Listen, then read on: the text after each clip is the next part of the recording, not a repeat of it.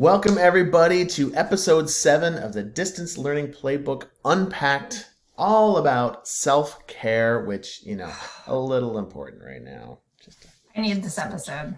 Just a smidge. And with us today, we are super excited. We have Lela Ross, Care Extraordinaire. I always love listening to Lela speak because it's like this, it's soothing just to be in her presence and to hear her voice. And so it's like you're meditating just by being with her. So thank you so much for coming and being with us and sharing your wisdom. Really, really appreciate that.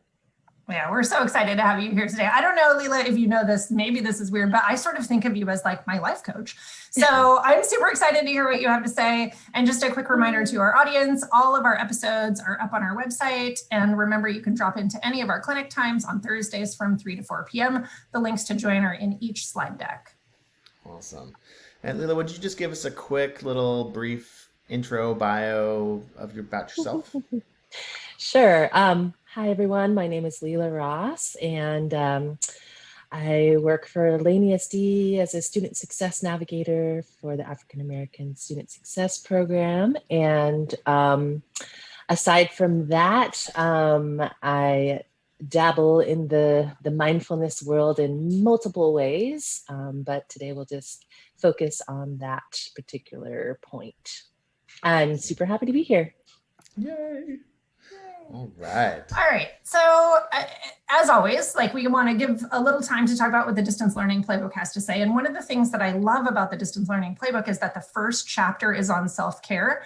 And I think that's a great acknowledgement, because I think that when we start talking about distance learning, we have to acknowledge that this is a huge shift for teachers and for students, and that self-care for teachers is going to be an essential part of surviving the distance learning experience. So the Distance Learning Playbook offers some tips, right? And it's mostly about your workspace, having a dedicated space where you work, setting ground rules with the people in your workspace.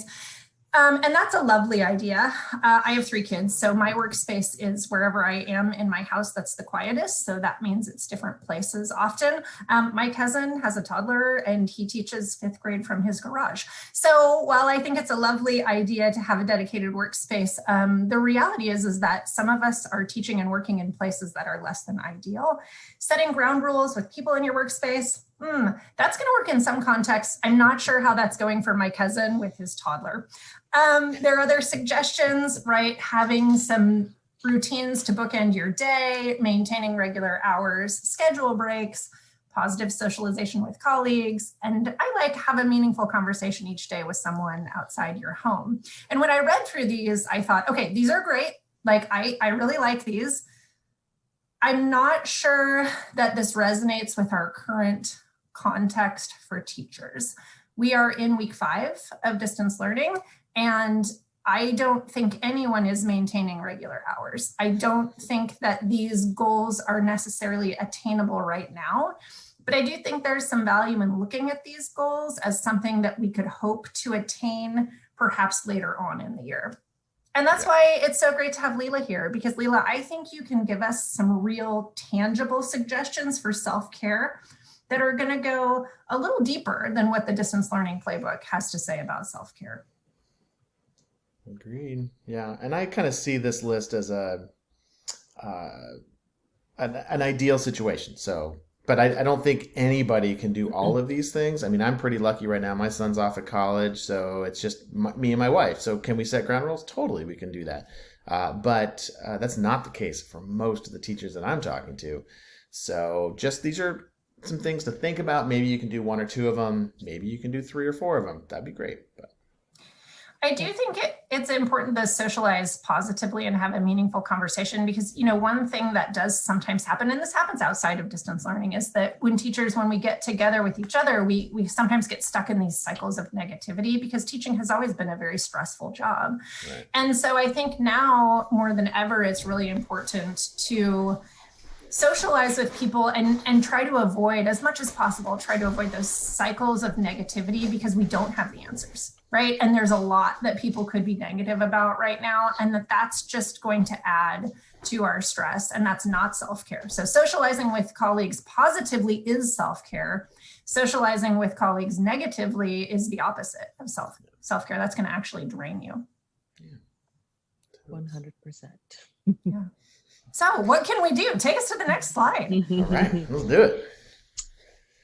Yeah, so I would just say taking those things, right, as like something to hold on to, and then redefining it for yourself, right? So like finding what really works for you along those guidelines. It's important to have a workspace and be flexible where that workspace is if you have a rotating workspace, right, for example.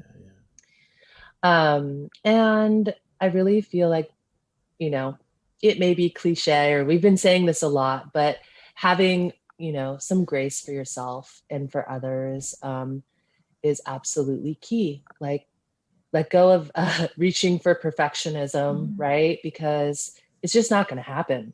So the sooner we can just say, okay, like it's not going to be perfect. I'm doing my best. Good job. You know, like every day is a new day to just be like, I'm going to do my best. Things are going to happen.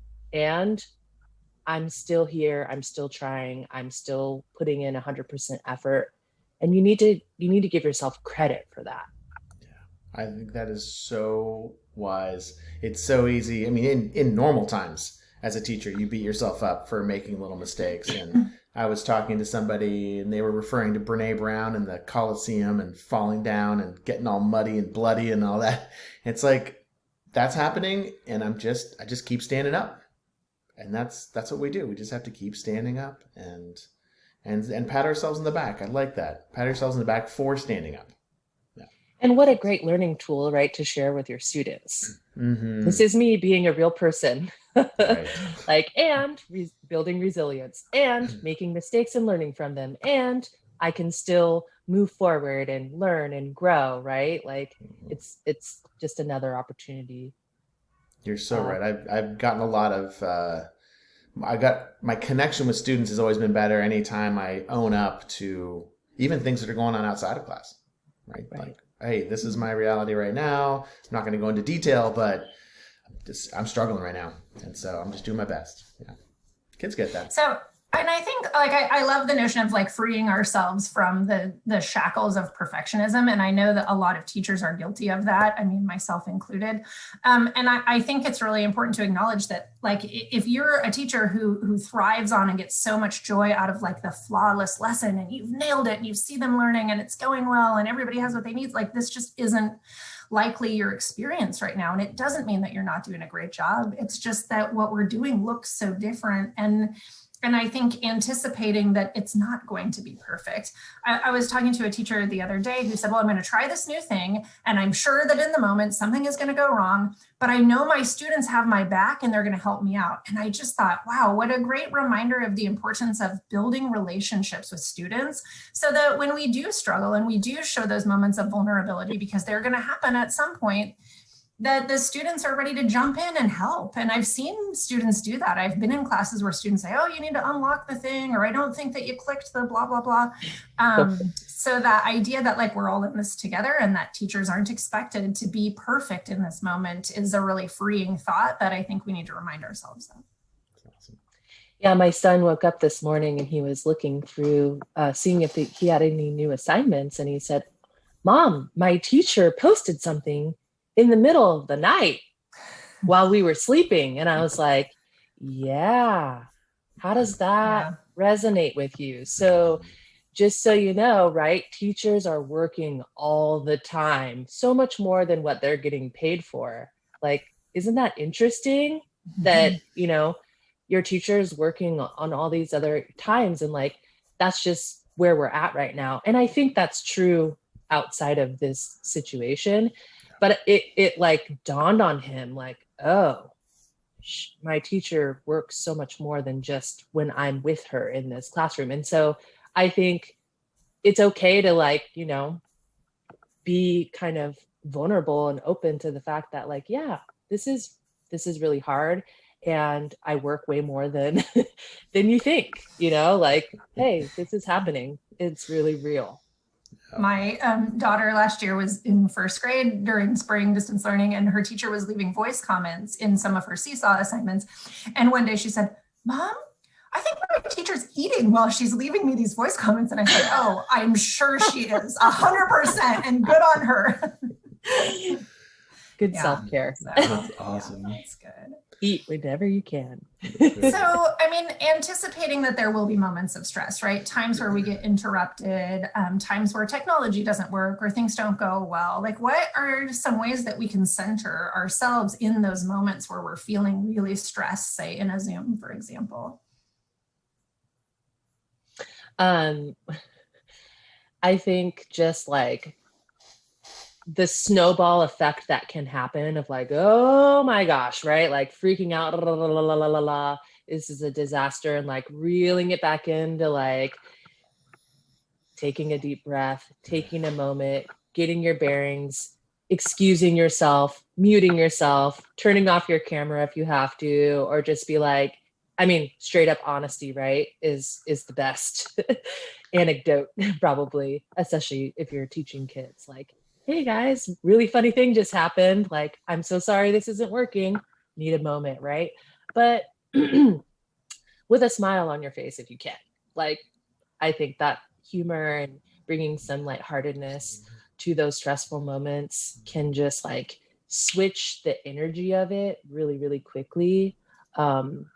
And sometimes I get that that's not possible, but even just taking a moment to like excuse yourself for like 5 seconds, even to take a deep breath, could be really, really helpful. And probably the rest of your lesson is going to go smoother if you do that, right? If you sacrifice those few moments to like center yourself and pull back from that moment of stress, likely that's going to have the effect that the whole rest of your time together is more efficient. Totally. Right. What's the plan for interruptions? Like, how do you plan for interruptions? I mean, that's a little tricky.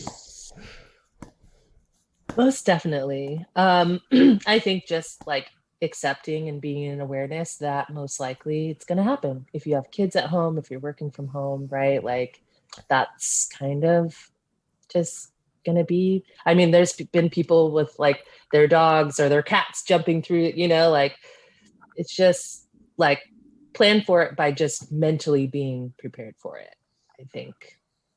Gotcha. Right. So don't walk into it thinking this is going to be flawless. Like nobody's going to interrupt. And I've had that moment, somebody rings the doorbell or, it's like, we're just living in this strange time where like disruptions are just a part of our daily routine. And I think that that's just maintenance, right? So like kind of fight against the tendency to get like derailed or really stressed by them, because they are going to happen no matter what you do, even if you are in your garage.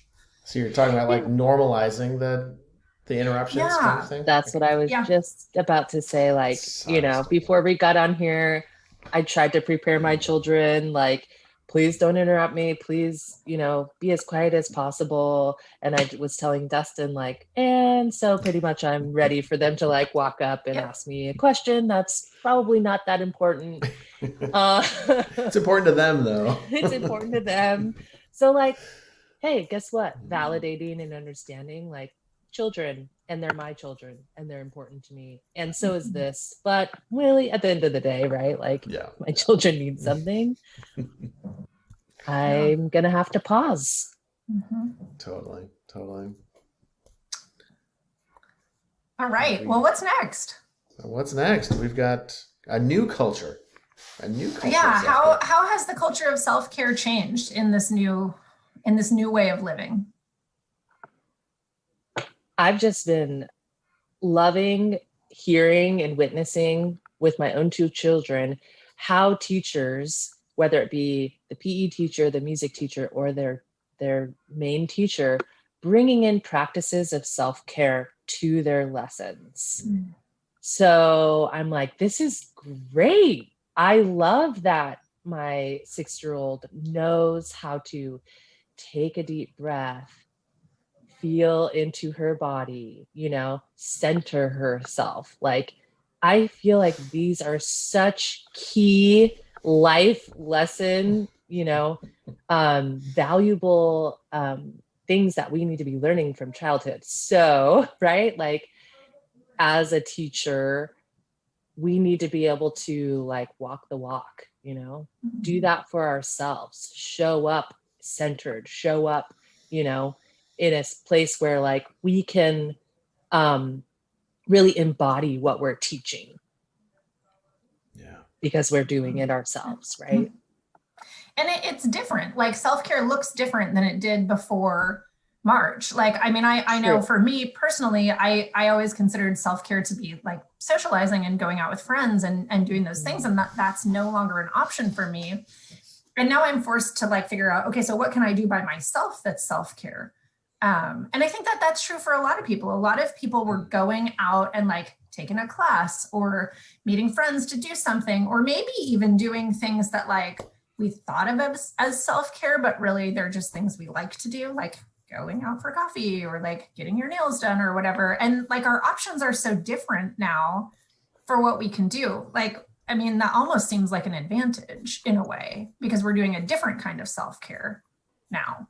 Absolutely. Taking what self-care and making it more of an internal process rather than an external process, right? Because true self-care is about cultivating that internal, calm, centered space from your own truth for what you need for yourself in this moment and future moments, right? So like cultivating and understanding what that is for you takes silence, and it takes time alone, and it takes exploring, right? Like maybe you get that space when you're taking a bath. Maybe you get that space early in the morning when you're just sitting drinking your coffee. Maybe you get that space when you're doing yoga. Maybe you get that space doing a more like movement, slower meditation. So there's so many different ways that are actually more effective or more advantageous now that we are in this kind of quarantined world. Yeah, it's so easy to get to make yourself happy by doing particular things. Like for me, I love to shop for some stuff and like buy new backpacking equipment or electronic devices, and that makes me so happy when the package comes. It's self-care. But it's not self-care. It's empty, right? It's like I know this. I know I get the package, and within 24 hours, it's just another thing that I've got, and it doesn't keep feeding me. So that idea of like going inside, like, what do you really need? Love it. Love it. Yeah. And some people are afraid of that. Mm-hmm. I feel like there is like a resistance to going within, right? Because we don't know what's in there. Like, I'm not sure I want to peel back the layers that exist there. But when we do, right? Like it's how come the things we know are going to make us feel better, be in a better space, we somehow resist and go outside of ourselves for this external, right, happiness. Because we perceive it to be like more work than it is to go shopping or like go out with friends. And that may be true, but in my experience and the history of mindfulness, right, thousands of years of, that it's actually not as hard as we think it is. And taking a few moments to choose you is like the most revolutionary thing that you can do. Yeah. That's like where the real social justice work is, right? Like healing myself is actually the most powerful thing I can do to show up for the external world. Wow. It is easier. I mean, it's easier than you think it is. And it's so hard to take that first step. I mean, when you start peeling the onion layers back, I've been doing that in quarantine this last couple of months. And you're like, oh no, put that layer right back down over that thing and not going there. But you're right. As soon as it's off and it's really exposed and the initial smell goes away, it's like, oh, actually, it wasn't as bad as I thought it was going to be. But that initial peel is not easy. It takes a lot of courage. I can't wait. I mean, we only have about 10 minutes left. I can't wait to see, Lela, what you recommend for us. Those of us who are ready, we know what we've done in the past maybe hasn't worked. We're feeling some stress in our bodies. We're looking at maybe a really long winter ahead of us. Like, tell us your recommendations. Where do we start? All right. So first things first, I know that it's really important to like expand our definitions of the words meditation and mindfulness, and kind of let go of our preconceived notions, and to allow it in, right? So like the first block is like, well, I don't know how to do that, or that means I have to do this, or I have to do it like that, right? So like just kind of like letting go of those expectations first and foremost, so that you can open yourself to the process. Because some people can see it as kind of woo-woo a little bit to whatever. Yeah. Totally. And if you Yeah. need to go find facts and science and data that back up how key this is to your health and wellness and well-being, go do that. Yeah. Right? Like go find reasons that make sense for you, because they're there. Mm-hmm. In this amazing World Wide Web.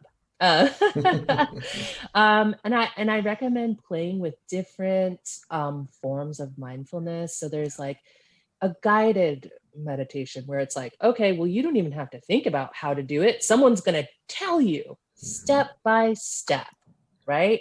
Then you find you find like, oh, that I like guided meditation, but maybe I don't like this sound of this voice, or maybe I do really resonate with a woman's voice, or I really resonate with a man's voice, or I really resonate with a British accent, or I really resonate. So there's an endless amount of ways that you can resonate or feel good about what you're listening to. So Andy at Headspace, that's my guy. I love the sound of his voice. Love it. And he's got that British accent. It's just so great. Totally. And then playing with all the different options there are out there. And I like that notion of yourself. Don't try it once with one person and one type and then call it off if it's not good. There are so many different ways to go about doing it. I love that.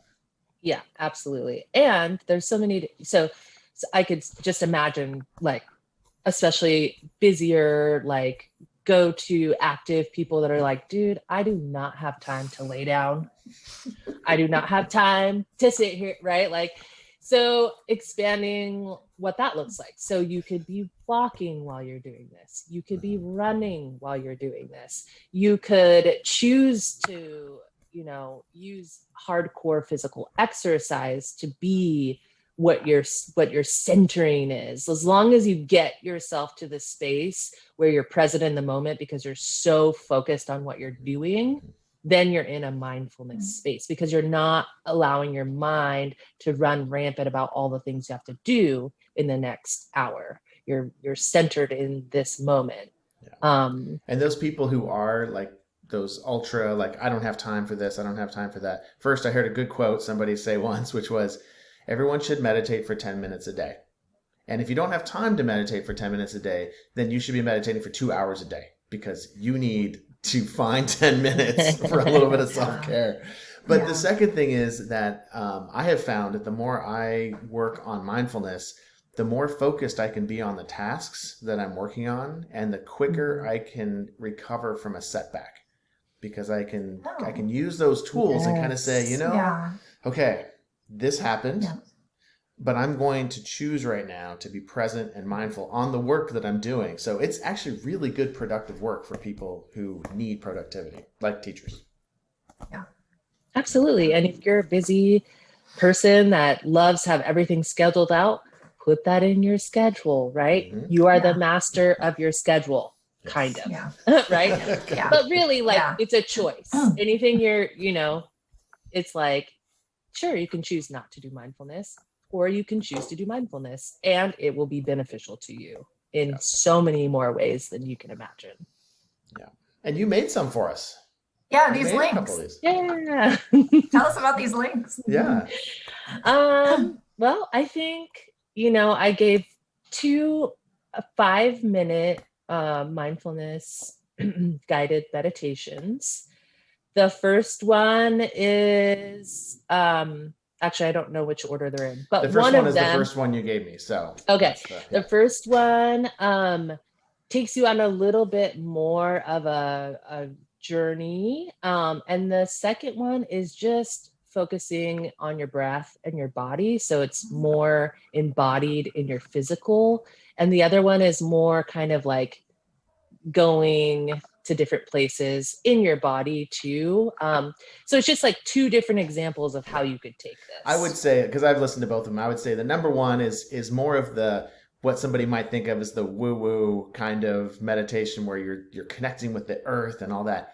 Yes. I absolutely loved it. Now I'm a nature freak, so I love being out there and just visualizing, connecting with the earth and sending the roots down. Oh, just loved it. But number two is a little bit more practical. So if you're like, I don't want that woo-hoo crap. Number two just is like, this is the basics. This is how you kind of like relax your body. Yeah. And it works great for sleeping too. That number two, I think, is a really good one for trying to fall asleep when you are rattling around with crap in your head. Totally. And this is our year of trying new things, right? I mean, if nothing else, like 2020 is our year of being forced to try new things. So try a guided meditation if you've never done it before. Yeah. Just try it. Maybe it works for you. Maybe it doesn't. Maybe you try it a few times and you say, nope, I'm going to go back to whatever I'm doing. But if it's online shopping, we're here to tell you today, that's not actually self-care. So look at the other list of things. Pick something else. What about having a mantra or an affirmation and tell us about self-talk? So these are all subconscious reprogramming techniques, if you want to look at it that way. So, anything that you would want to affirm for yourself, you could use an I am affirmation and or a repeating mantra to help you cultivate or bring to the your conscious awareness some state of being that you would like to more fully embody. I am powerful. I am, right? So like I am confident. I am successful. I am calm. I am peaceful. So they're really, really powerful, proven way to work on subconscious programs that are running rampant without your awareness. These are those little voices you hear in your head, right? Yes, those are. Yeah. Yes, exactly. Yeah. So that competing. Yeah, I always try to tell my students that it's like, you have these little voices in your head that tell you you're stupid or you're dumb or you're ugly or whatever. Yes. And that's like, it filters up into your conscious mind, but your conscious mind only indirectly controls the unconscious. The more your conscious mind tells that voice like, no, that's wrong, then the more it'll start to believe it. But it takes a long time. And you're saying like, be the voice in your head. Like you choose what that voice says and you are that voice and that voice says things that affirm you and motivate you. Yeah. So like literally tell the critical thinker, right? Or that voice that's criticizing you, take control over it in a way that's like a child, like, actually, so what I need you to do, thank you for that. And what I need you to do is, right, coach me on how to da-da-da-da-da. What I need you to do is support me in da-da-da-da-da. What I need you to do is tell me what I'm doing right. What I need you to do is pat me on the back, right? So you're giving that active voice that actually does need a job. It just got the wrong job description, right? So if you rewire the job description, rewrite the job description. Like, so now the job is, thank you, you served your purpose for however long you did that. And I'm ready to change that now. So you have the ability and the choice to change around that critical thinker into your motivational speaker, your motivational coach. You always have a motivational coach inside your head. I love that idea. You just have to give them their job description. You have to train them. I love it. Oh, that makes sense. Absolutely love it. That's great. Well, we are almost out of time. So Lela, thank you so much. It looks like you have 4 easy practical things that people could do. And then we're going to wrap things up. Too. Yeah, we did. Just to recap, put it in your schedule. Then you're right. It makes it real. Really I don't know about you. Anything in my Google Calendar, that's what's real. Okay. Yeah. Okay. I like it. Noted. And also just like validating and stating how you're feeling. So we're not always going to be feeling perfect in the moment, but if we validate and state how we're feeling, then we have a better chance of rewiring where we're going with that feeling. And or like, as soon as we validate it, we can change it, or it can change into something else. Just recognizing what's in our sphere of control is a huge anxiety reliever. And then, acknowledging and affirming gratitude on a regular basis is really the number one key for, in my personal opinion, feeling a sense of true, authentic joy, happiness, and a sense of peace. I've heard that a lot too, that just having gratitude for what you do have, as opposed to feeling bad about what you don't have. Huge difference in the mental state. Yeah. Huge and then difference. I have a link down here at the bottom for self-care ideas. This was like a website that had something like 130 different things you could do for self-care.